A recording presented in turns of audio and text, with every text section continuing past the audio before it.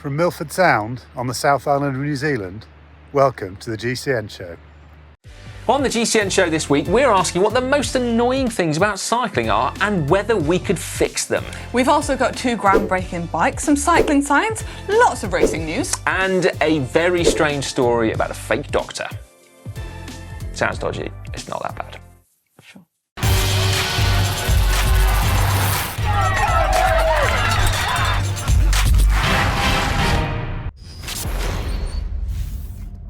This week in the world of cycling, we learnt that Biniam Girmay is a superstar. The 21-year-old Eritrean won a cobbled classic, Gent-Wevelgem, on Sunday, and in doing so became the first black African cyclist to win a classic. Having never done the race before, he becomes the first Gent-Wevelgem debutant to win the race in 13 years. Cycling is Eritrea's national sport, and hopefully Girmay's evident and prodigious talent will lead to more World Tour teams scouting for riders in Africa, as well as hopefully just inspiring more people of colour around the world to follow in his footsteps. So, potentially a very important moment for cycling, and undoubtedly a great one. Definitely. We also learnt this week that if you're going to steal bikes, don't just leave them in your back garden. This man in the UK stole a lot of bikes, and it was actually visible from Google Earth. That is a lot of bikes, isn't it? Now, we saw Ollie sail through the 1,000 watt barrier on Saturday. Sail, more like scrape, but... Okay, we saw Ollie scrape through the 1,000 watt barrier in Saturday's video. Clearly inspired by that, Andre Greipel, legendary sprinter Andre Greipel, has just announced that he's going to be joining us at the Global Bike Festival in June. Nice. Can Greipel outsprint Ollie with just one of his legs? More on that in a bit. Now, Manon, I rode into work this morning. Nice. Zone 2? Zone 2. Painfully slowly. And it's got to be said, I had the noisiest, creakiest seat post I have ever had the misfortune of sitting on, right? It was a beautiful, sunny spring morning, and yet my ride was completely ruined by this incredibly loud noise. So loud was it, in fact, that passers-by were literally stopping and staring, open-mouthed, as I crept past. You sure that wasn't because of your glasses? I mean, that's a fair point, but no, they were stopping and looking even more than they normally would do. And it got me thinking, right, because I had quite a long time to think, because it took blooming ages at Zone 2, surely creaky bikes is one of the most annoying things about being a cyclist. I'd have to agree, and it's inevitable that if you ride a bike, you're going to have some sort of creak or crackle or rattle on your bike at some point, but the problem is finding out where that creak or rattle came from. That is true. You can waste an entire weekend painstakingly dismantling your bike, re-greasing everything lovingly, and yet still, when you put it back together, the creak remains. Yeah. There's not really an easy fix for that, is there? Well, short of standing there with a spray lubricant of your choice and just coating the entire bike, and even that doesn't work because I've tried. No, there is no easy fix to that one. Personally, another thing I find really annoying about cycling is actually getting ready to go for a bike ride. There are so many stages, and if I was a runner, just stick a pair of trainers on and off I go. Especially cycling in the winter. There's your undervest, your tights, your thermal socks, your overshoes, your winter gloves, a jersey, windproof jacket, rain jacket, and the weather might change when you're out, so you might need to take extra clothing with you. That is true, It's such a faff. If you try and do an hour ride in your lunchtime in winter, you've got to budget at least 45 minutes, haven't you, for things other than cycling. Yeah. And that's not including cleaning your bike afterwards. That's, That's another your lunch break 5 minutes. Yeah, without exactly. even going for a ride. And it's even worse if you're as disorganised as I am. I can lose at least another 10 minutes trying to find like a missing arm warmer or something like that. Do you not put your arm warmers in pairs when they come out of the wash and then just grab and go? No. I actually drove 5 hours to film something on Friday, and then when I got there, I found I'd only got one arm warmer. That's heartbreaking. It was heartbreaking and quite cold on my left arm. Can imagine. And as well. Does this explain why you're wearing cycling socks right now? Because I forgot normal socks for my commute. Yes, exactly. Now, back to the point in hand. Castelli do make a winter onesie. do. Don't they? Which is going to save quite a bit of time. Plus, you can get winter boots, so then you don't have to, excuse me, have overshoes to worry about. So all you then need to think about is gloves. And if you even borrowed Connor's helmet from Sunday's video with the built-in earmuffs. Oh, nice. So you could fix this problem, I think, now. Yeah, it is fixable. Costelli, you know what to do. Send man on a thermal onesie, please. Another thing that I find really annoying, that I used to find really annoying, I don't find it so much now, is resting. Resting? Yeah, so when you're training hard, everything that you do other than cycling, eating and sleeping is considered detrimental to your performance. So you basically just can't do anything. Even things like, I don't know, going to the supermarket feels like an absolute mission, let alone actually going out or having any sort of fun. Well, yeah, fair point. Easy fix to that one, man. What's that? Don't try and be good. No, actually, I mean, that is a good fix. But no, even after I'd realised that I was no Matthew van der Poel, Wasn't he like 14 when you were racing? 12. All right, when I realised that I was no Bradley Wiggins, there was no point at which I regretted trying. Definitely don't regret that. But having stopped, I certainly don't miss that guilt at doing something other than riding, sleeping and eating, that's for sure. In fact, I'm even getting a taste for it now with this Zone 2 stuff. I mean, which is annoying in itself, but even more annoying, my rides are getting critiqued on Strava, and I'm getting told off for not sticking to my zones. It's quite annoying, isn't it? Yeah, apparently it's an amateur mistake. Oh, sigh. Drifting into Zone 3. Yeah. Rookie. Yeah, pretty much. Yeah.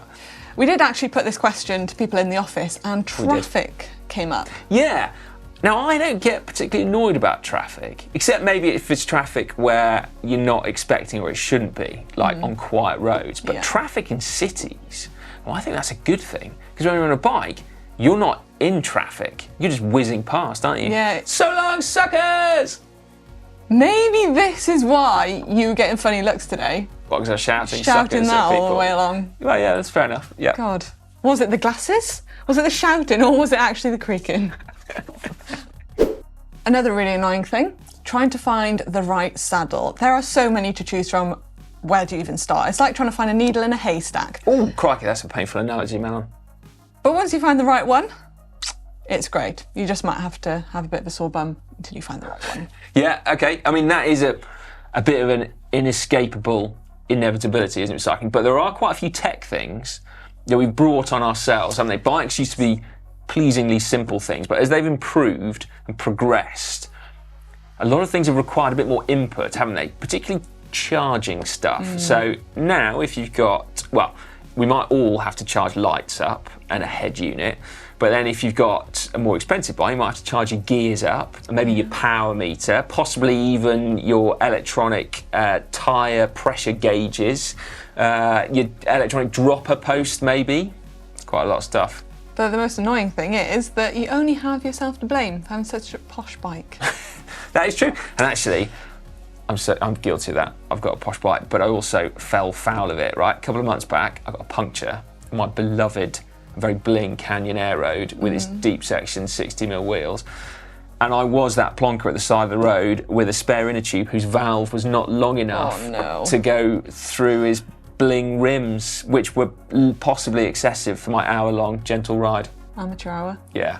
What did you end up doing? Did you get a taxi? No, I didn't actually. I took, I'm quite proud of this, I took a leaf out of an old GCN video, if that's not too much of a mixed metaphor, and I tied a knot in my inner tube where the puncture was, and I got home. It was slightly bumpy. Good job it was only an hour ride. Yeah, slightly bumpy, but I got back. It was all good.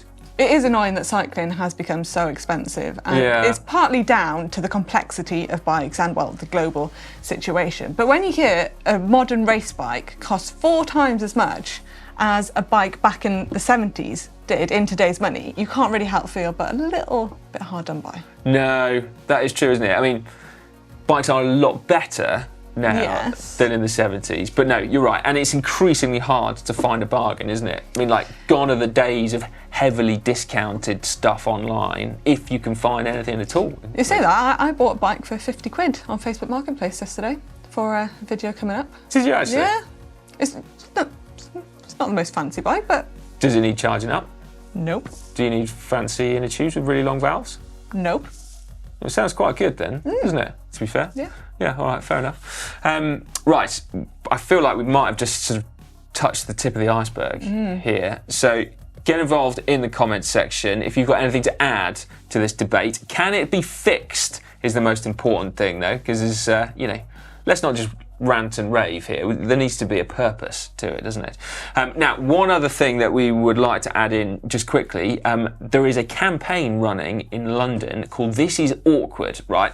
Which is kind of raising awareness of the lack of space that's given over to bike storage. Miles and miles and miles and miles of car parking in London, but people are storing their bikes in their kitchen cupboards, under floorboards, hanging off balconies. So if that's you, we would like you to upload a photo of where you are having to store your bike to the GCN app using the hashtag #ThisIsAwkward. Then we're going to stick them in a GCN show coming up soon.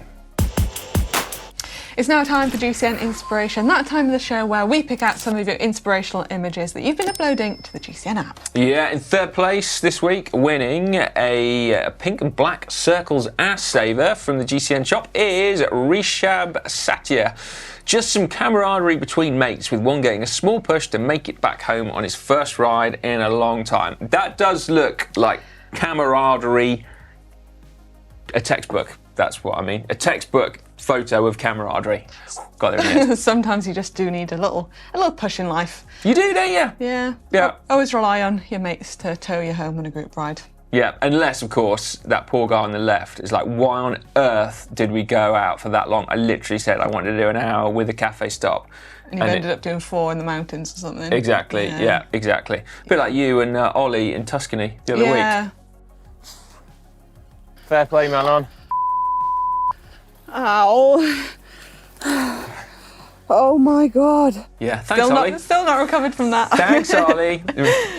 Right, next up, in second place, Manon. In second place, winning a GCN large towel and a GCN Elite Fly Duo water bottles, we have Dennis23.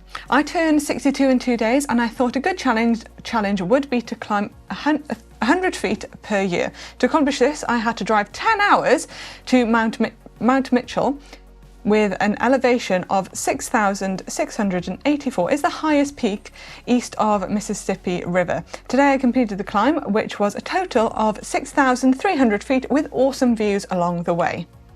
Wow. It does look suitably awesome. You have prematurely aged poor old Dennis. He's 61. What did I say? You said 62. Oh, sorry, yeah. Dennis, 61. 61. Yeah. But no, that is super cool, isn't it? I like the fact as well, Dennis says that 3 years ago he weighed 50 pounds more than I do today and had been pretty dormant physically for a decade. And here he is looking fit as a fiddle. He does. At the top of Mount Mitchell. So yeah, that's super cool.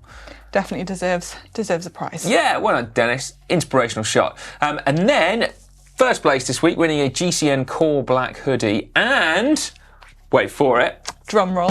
Yeah. GCN joggers. These Look are new. at these. Yeah. They're snazzy. They are snazzy and very snuggly looking as well. Very comfortable. These are going home with me. Where's You can mine? win your own set. Where's You not mine? got a set? No. No. To be fair, they probably think that I'm, judging by the state of me, normally I need some more trousers. So anyway, right, back to GCN Inspiration. In first place is this one from Roll Culottes. Is there a better end to the workday than a nice gravel ride into the sunset with your colleagues? And I just thought, no. That's amazing. That is about as cool as it gets. So whilst it's perhaps not the most artistic photo of all time, I love it and it is very inspirational. So if you are feeling even remotely inspired by that, organise a group ride after work, get out there, get on it and make the most of it. Yep. Just make sure no one has creaky bikes. Yes, maybe that's what the guy at the back has been ostracised because his bottom bracket's creaking. Stick him at the back. Yeah. No, that is super cool. It won't be long before those of us in the Northern Hemisphere are facing winter again. So make hay while the sun shines. There's an inspirational quote just to finish it off with. No, not really? Okay, anyway, get involved next week. More prizes on offer. Upload your photos to the GCN app. We love having a look through them and we will pick 3 more next week. And plus, a reminder that all of the prizes in GCN Inspiration are, of course, available to buy from the GCN shop. So make sure you check them out. And now it's time for cycling shorts. Cycling shorts now, and we're going to start with some science. Oh yes, this one popped up in one of my favourite journals, the International Journal of Sustainable Transport. A real classic, that one. Oh yes, it was indeed. So this article, which was entitled "How Traffic Intensity Affects Cycling Mode Choice," a study of commuting in Surrey, UK, by Grudgings et al., simply jumped off the contents page. To be fair, it is a really important piece of research and should, in fact, influence transport policy. Interestingly, the main factor affecting people cycling was the above average speed that vehicles did on the road. So the faster the roads, the less people cycled on them. Yeah, and then that was followed by above average traffic intensity, so just busy roads. And then, interesting, the third one they found was actually the traffic speed on roads that you had to cross whilst on your cycling commute, which I didn't think of that one. Interestingly, one that didn't really affect the results was having lorries or trucks on the road. It was mainly just the above average speeds on the roads. Yeah, so maybe actually traffic is annoying / really dangerous and quite scary when it's moving fast. It can be. Now then, moving on, some good news for those of you living in the United States, because trade tariffs that were applied to certain goods coming out of China, in some cases, have temporarily been suspended, including some bikes, which is great news, which will mean a discount of 25% on importing, basically. And it's particularly good news because kids' bikes were some of the bikes that were caught up in that previous thing. So there was a temporary suspension of that. Excellent. For those of you who are in North America, this is your annual reminder to enjoy cycling in Yellowstone and Grand Teton National Parks, as they are car-free for a few weeks. Yes. Just watch out for moose, bears and rollerbladers. Not necessarily in that order. Moving on to some racing news now, and just as Dan and Si were filming the show last week, we had some news in about last year's Paris-Roubaix winner. That's right. Sonny Colbrelli reportedly suffered a cardiac arrest at the finish of one of the stages of Volta Catalunya. He received life-saving emergency medical treatment from a paramedic at the scene. Bodge Sainz de Cos was his name, so thank you very much to him. He is recovering well, but has returned to Italy for further tests, as the cause of the cardiac arrest hasn't yet been determined. No, it hasn't. Another rider on the comeback trail, though, is Egan Bernal, after his horrific crash in training a couple of months back. But he posted photos of his first ride in actual real life to Instagram the other day, which looks super cool. And also, according to Manon, he's got a new girlfriend as well. 20 broken bones, and 2 months later, he is one lucky guy. He is indeed, isn't he? Now, we mentioned Biniam Girmay's historic ride to win Ghent-Wevelgem on Sunday. The women's race was no less impressive, and it was taken by an in-form Elisa Balsamo, the current world champion, and it was her third victory in a week. That's pretty impressive, and yeah, great outing for Trek Segafredo, and particularly a big shout out to Ellen van Dijk, who did a phenomenal turn in the closing stages and even pulled out of a potential winning break to come back and help Elisa Balsamo take the win. That's some teamwork, isn't it? Yeah. To drop out of a break and then try and drag the bunch back up to it. Like, you feel pretty sore doing that. To the team. Great commitments, yeah. Now, one other little bit of racing news. I had a little chuckle from this tweet from Killian Kelly, GCN's chief cycling statistician. He pointed out that this was the first time since 2009 that no quick-step rider finished inside the top 30 of men's Ghent-Wevelgem. But in 2009, it was such a strange race that even Dan Lloyd managed to finish inside the top 30 of that race. So where does Killian even find these facts from? I don't know. Why would he even think about that? Why does he know so much about Dan Lloyd? That's the other question we need to ask. Some tech news now, and Specialized have just launched a new version of their stalwart Alley road bike. But this one is pretty special, and they're claiming it to be the world's first alloy superbike. Conveniently forgetting the all-conquering giant TCR from the 90s, plus Mario Cipollini's legendary Cannondale CAD bikes from his Seiko team, and in fact, conveniently forgetting the Specialized that Mario Cipollini then went on to ride as well. Maybe the marketing team just aren't quite as old as you. I mean, that's a fair point, I guess. And they're probably right that there hasn't been one for a while anyway. And to be fair to them, it does look quite special, doesn't it? I mean, this, they're saying, is an aerodynamic aluminium bike whose profiles are closely modelled on the carbon Tarmac SL7.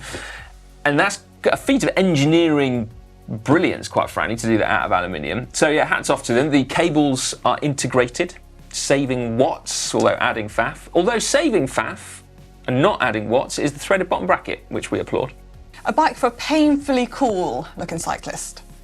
Justin Williams is already on one, and well, they're slightly more expensive than your run-of-the-mill alloy bikes. They're about half the price of a Tarmac, and that's just for the frame, but the complete bike is around $3,000 with 105. It's not too bad, is it? I did see another aluminium superbike today. You? I did indeed. Yeah, I spotted this on ultimatemotorcycling.com. Yeah, I'm always loitering around there. It's a Ducati-inspired Super 73, which I learnt is an American brand who make electric motorbikes / sort of e-bikes. But there you go. It looks cool, doesn't it? Yeah, I especially like that, the cap. The stem cap. That's one for Dan, isn't it? It is definitely one for Dan. Yeah. Now, last story for Cycling Shorts. A bit of a strange one, this. A woman here in the UK has just been charged with pretending to be a doctor whilst treating a cyclist who lay injured at the roadside. How bizarre. That's quite bold, claiming to be a doctor. Yes. Very weird indeed, but just watch out, everyone, if you happen to fall over whilst you're bike riding. Now, we mentioned at the start that the legendary Andre Greipel is very exciting, going to be joining us at the Global Bike Festival this June. So, if you haven't already gone to check out Global Bike Festival, do, but also you don't have to wait until June to ride with Andre. He's going to be joining us for a Zwift ride on the 6th of April at 6 p.m. GMT. And there's actually going to be weekly Zwift rides between now and June for the Global Cycling Festival. And then what else was I going to tell you about? Oh yes, there's also, we're getting further into the planning stages, so there's loads of cool stuff emerging from the Festival Village, including some Zwift events, GCN versus the rest of the world, which makes you feel slightly nervous, Mel. Yeah. And then roadies versus mountain bikers, which makes me less nervous. Really? I'm still quite nervous about the mountain bikers. They're quite good on bikes. No. Well, we'll soon find out. If you do want to find more out about the Global Bike Festival, then head over to globalbikefestival.com. And this weekend, Tour of Flanders. Tour of Flanders! Make sure to catch it on the GCN app. And we also have How to Win Tour of Flanders documentary coming out this week, don't we? We do indeed, yeah. So over on GCN Plus, we were, because it's presented by Dan, we were going to call it How to Lose the Tour of Flanders. But then Dan interviews people like Oliver Narsson, Johan Museo and Stein de Volder. So given the calibre of the interviewees, we felt like it was only fair to call it How to Win the Tour of Flanders. And therefore one it's extreme not, to the other. Yeah, not a reflection of Dan. But anyway, here is a sneak peek. Can't believe I'm always in the easiest gear. Whoa. Oh, lordy.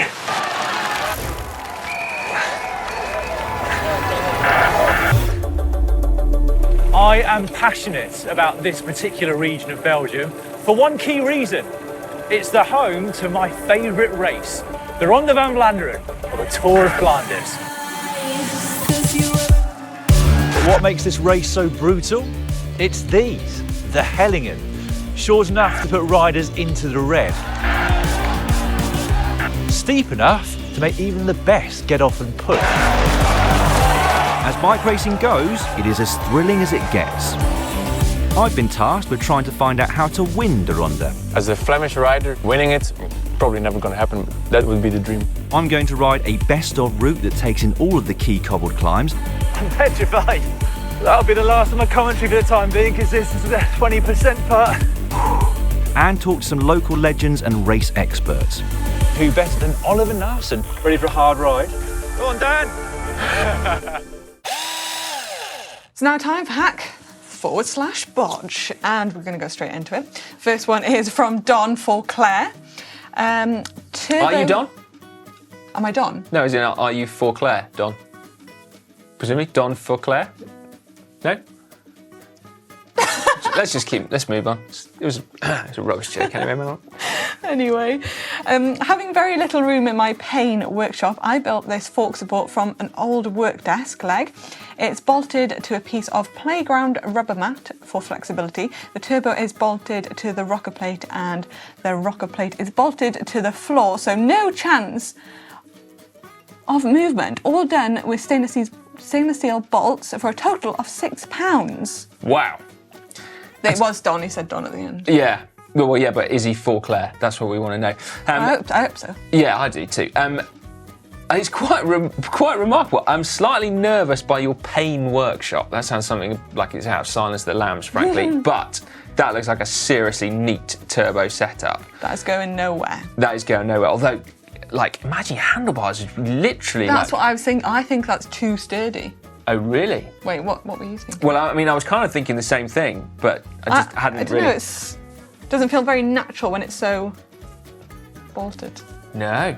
Well, what are you going to do, man? Hack or bodge? I'm going to go bodge. Oh, brutal. Don't worry, Don. Sorry. I'm going to go for hack, but I do. Of course you are. Well, yeah. It just looks like. It was a 74% hack, to be fair. It so was, the yeah. majority of people do agree with you, so. Yeah. Okay, Right, let's move on. Let's move on. We got off to a frosty start in hack or bodge. Next up, we've got this one from Senny L. SRAM axis button hack. It's electronic, so it's an automatic hack from me because I don't understand it. Hack the SRAM axis controller to work with these little buttons. Cleans up the cockpit even more on my flat bar gravel bike. Trendy. 85% hack from you lot. Hack from me. Hack from me too. Yeah. Go on then. Good stuff. Next one is in from Julia. Tubeless tyres, kind of. After having punctured various kilometres from home and late at night, I discovered that the spare tube was broken too, so I started walking. I hate walking. Then I passed an industry bin and saw some plastic. That got me thinking. What you see in the pics is the undoing of when I got home. So hang on a minute, this is like the post-industrial version of stuffing your tyre with grass to get you home. But with stuffed with like bubble wrap or something. Yeah, like plastic, some sort of plastic bubble wrap thing, which... Inspired, as far as I'm concerned. Yeah, I'm going to go hack. I'm going to go hack. Next time, Julia, try putting a knot in it, which can work, but... She doesn't need to put a knot in it. Well, she could have used her old inner tube. Oh, yeah. But anyway, Yeah. This looks cool. I like this. 67% hack, Yeah. 33% bodge. I feel like we should try this, Manon. It's a challenge, isn't it? It's a challenge, yeah. But Alex, Let's maybe? do it. Yeah. Yeah, okay, good. Hack from me. And then 67% of you lot said hack as well. I think everyone hates walking. One of the most annoying things about being a cyclist That is when you've got to walk. cyclists do not like walking. Yeah, next one, Prathamesh. I like this. Using an old cartridge bearing as a keychain. That's kind of neat, that, isn't it? It is, it's quite cool. Yeah, I like that. Hack from me. I'd want a ceramic bearing from a keychain. Well, you would, wouldn't you? Because that is like, you'd fiddle with that all the time, wouldn't you? If that was on your keys, you just sit there like, and if that was the case, you'd want a ceramic one so it spins properly, as opposed to like, no? They sell Spoilt, you are spoiled. No, they sell these for kids. They're called fidget spinners. Yeah. Anyway, we're digressing again. I think that's a hack, personally. I'd go hack as well, it's cool. Yeah, 71% of you lot say that is a hack as well. And then, what's this one? Sorry, Manon. Next one in from John217. Hack or bodge, seen in the streets of Frankfurt. Ha! Oh, That's quality. that's quite a good idea. Yeah. But you would be worried about someone nicking your wheels. Good point. Yep. I wonder how secure handcuffs are. Like when it comes to like, compared to a D-lock. Is a handcuff more or less secure than a D-lock? Well, you'd need a key, wouldn't you? Well, yeah. But as in like, to bolt cutters. Oh, I see. I don't know. No, Never not a tried clue. it. But, to be fair, it doesn't look like someone would... Well, I think that's a hack, personally. Yeah, I'd go like hack. that. I'd go hack for that, and that was 83% hack, 17% bodge. I have no idea where you find handcuffs. Police station. Yeah, all right. Ask your local policeman to borrow their handcuffs. And then lastly, Alex Rayner has sent this one in. A pain warehouse. Craps, we had a pain workshop. Now we've got a Some pain serious warehouse. pain going on. When you've got no room at home to train, take it to work. I work for an orchestra That explains the giant drum next to your turbo trainer. The flight case is the perfect height for my laptop to use for Wahoo system. The best part, once I'm finished, is on wheels so I can put it back. Nice. There you go. Yeah, that's super cool, isn't it? I like that. You got a turbo train where you can train. Exactly. So yeah, hack from me. Definitely a hack from me. 82% of you lot thought that was a hack. That's a pretty good week, apart from your slightly rocky start with poor old Don for Claire. Sorry, Don, for Claire. Yeah. You want to change your mind? No. Ooh. Right, if you lot have any amazing hacks or terrible bodges, we want to see them, of course. Upload them to the GCN app. And remember as well that these are just the tip of the iceberg. There's loads of amazing hacks and bodges on there. So get involved, get voting, and we'll have more for you next week. It's Caption Competition time now, that part of the show where you get a chance to get your hands on a coveted GCN Elite water bottle. All you got to do is put a witty caption in the comment section down below that relates to a photo we're going to give you shortly, but of course, first of all, it's the results. Yes, and the winner is, from last week, Lim Anonymous. Look at what Dan has drawn on my head unit. I love that. Now, if you missed last week's GCN show, you might not have seen what Dan has been up to in his post-race analysis. Although, as Casper Von DJ said, Dan doesn't do post-race analysis, he does post-race fallacies instead. Bauhaus, eventually he finds space that goes right across here. Dan's going to be a lot more careful now, isn't he? Well, yeah, either that or he's going to be loads worse, Yeah. knowing Dan. Yeah, but, true. But anyway, right, the photo we're going to give you this week that we would like you to caption is this one of Daniel Oss picking himself up out of a ditch. Manon, do you want to get us started? Short to the point, but I like it. I really hope for Oss's sake that it's not, but it might well be. Anyway, if you think that you can do better than Manon, or even half as good, get involved in the comments section. We'll pick a winner next week. And Lim Anonymous, you get in touch and we will get you your bottle out to you. Best prize in all the cycling now. Right, so we're going to pick out some of our favourite comments that you've been leaving under GCN videos for the past week. We're going to begin with the comments under Ollie's 1000 watt video. Now, most of the comments were about Ollie being amazing, so we haven't picked any out, have we really? No, there were just too many to pick. No, okay, we've got this one from Frank Hamill. Ollie to me is basically incredibly strong and humble enough to poke fun at himself. Keep working hard, my friend. Congrats on the achievement and thank you for inspiring us mere mortals. I think Ollie's better than a mere mortal, isn't he? Ollie's going to love reading those comments. He definitely is, yeah. Another one was from Mike. Next Ollie challenge is probably going to be, can Ollie turn pro? Well, there's a thought.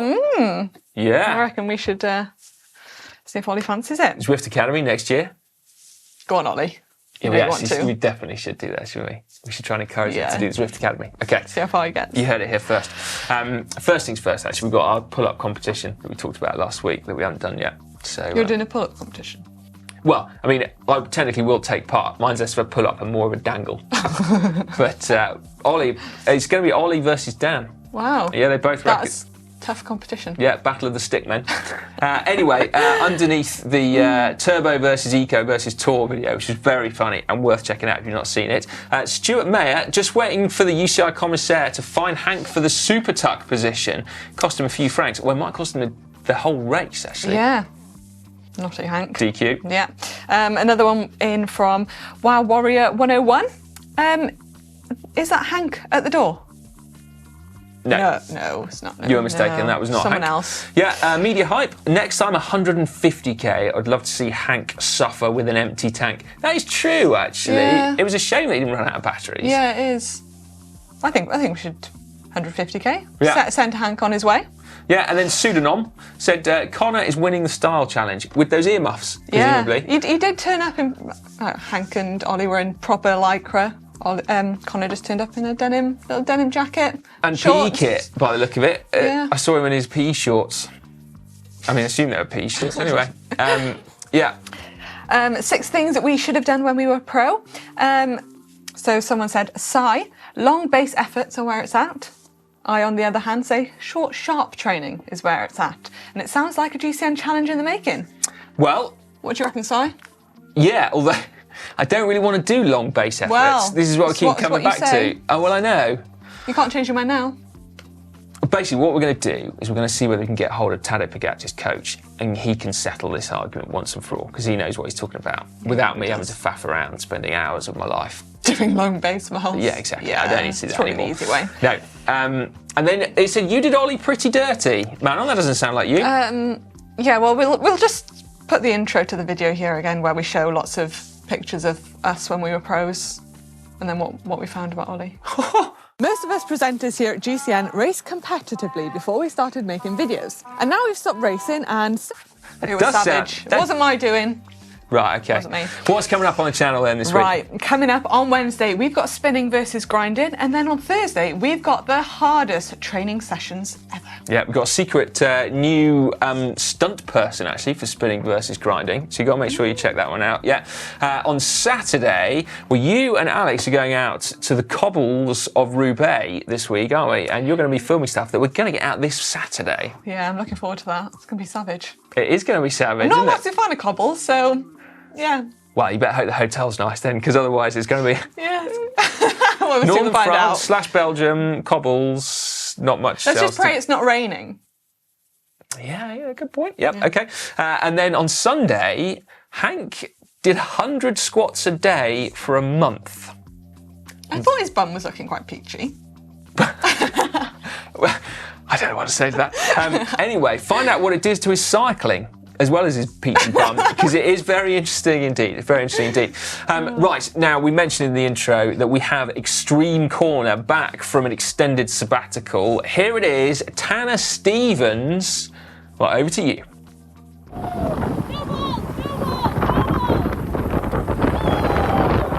Oh, that was cool, wasn't it? That looked sick. And that was my first ever Extreme Corner. Was it? On the GCN Show, yeah? We don't get many, do we, No. really? Road riding's not typically very extreme, but Tanner, I think you actually made that look a bit easy, because I reckon that was a big gap. Yeah, it was. And you made it look like nothing. It was very smooth.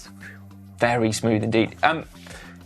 If you can do any other cool stunts, let us know. Extreme Corner is basically yours for the taking. Just do something cool every week and boom, you can finish the GCN show. Now, we're not that desperate, but still, I quite want to see more. No, I just want to see more. That was wicked. I wish I could do something cool on a bike, and I can't. I can't even do a wheelie or a bunny hop. Even though Blake tried to teach me, I still can't do it. We won't mention that. You just need to practice a lot, man. Yeah, no, that's... can I let you in a little secret? I'm desperately trying to learn to manual before my 40th birthday, which is coming up. Not like soon, but you know, I've got a bit of time. But I don't even need to go there, but anyway, there we go. Right, that's the end of the GCN show. Thank you very much for joining us this week. Remember, Tour of Flanders on Sunday, men's and women's, live on GCN Plus, also on demand as well if you can't get to watch both of them live. But don't miss it. It is going to be good. Wait. Yeah, Manon, that's it from us. See you later. Pleasure.